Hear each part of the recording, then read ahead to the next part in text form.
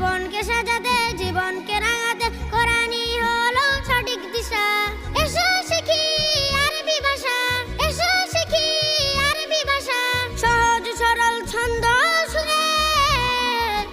আলিফুন বা তাউন সা জিমুন হাউন খাউন দাল জালুন রা জাউন সিন শিনুন সাদুন দাদুন তা লাউন আইন গাইনুন ফা কাফুন কাফুন লামুন মিম নুনুন হা ওয়াউন ইয়া।